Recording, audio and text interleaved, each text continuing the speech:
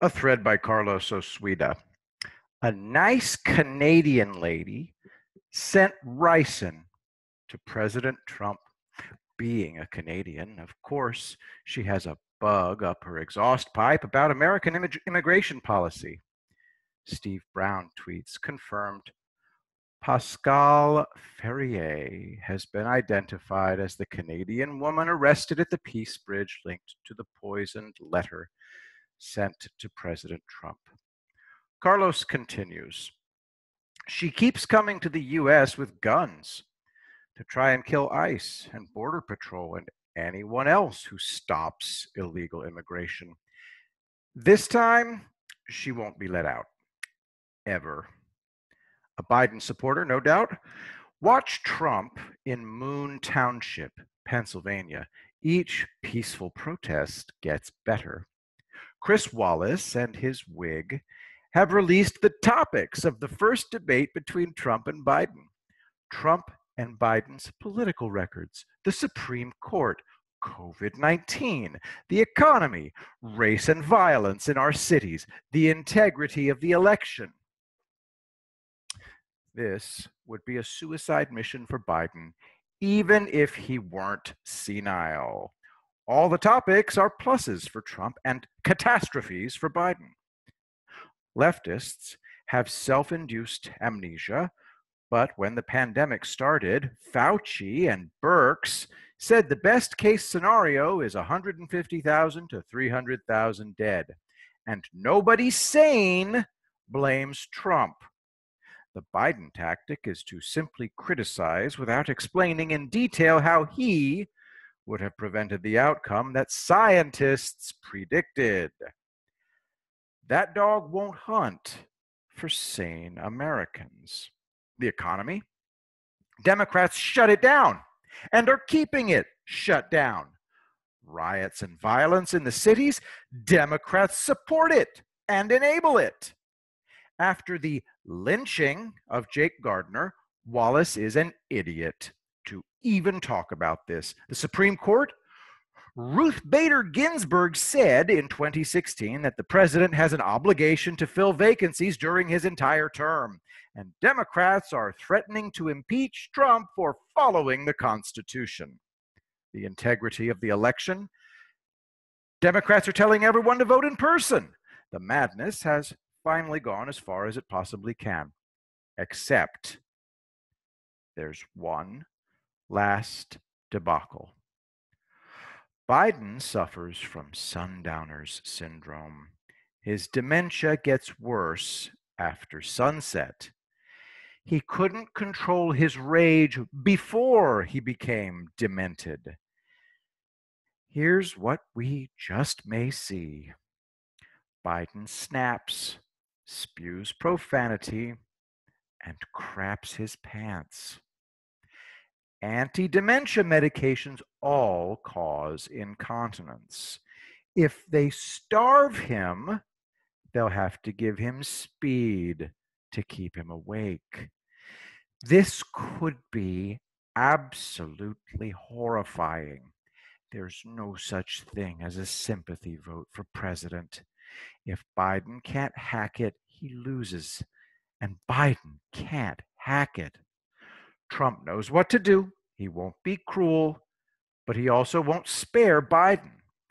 The soft center of the Democrats' deranged campaign is that Biden's record is 47 years of failure. As Trump himself said, now he's going to do a good job? Wallace is not the right man for the job. His personal dislike of Trump and his need to do his master's bidding allow Trump to mock him more than Biden. And Wallace isn't famous for snappy comebacks. Wallace and the Democrats haven't been watching Trump's peaceful protests. He's an absolute master of ad-libbing humorously over his prepared remarks. And Trump told Biden what he's going to do. Since Biden is steadfastly repeating the lie that Trump called fallen soldiers losers and suckers and is repulsed by disfigured veterans, Trump said this repeatedly: I can now take off the gloves. And he is. He's excoriating Biden. You think Trump is going to let Wallace get away with anything?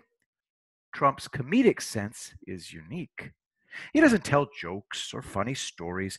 His humor lies in his delivery. Do you know the British actor Terry Thomas? His gift was in the way he delivered his lines. Terry Thomas and Milton Berle, link in the thread. It's hilarious. Watch it.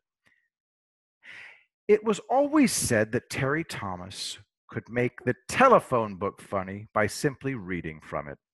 So he was once asked to do so on a talk show, and it was funny. I can't find it anywhere, but Christopher Walken has the same ability. Link in the thread, Christopher Walken reading the lyrics to Poker Face. Don't miss it. Guess where Walken is from? You got it.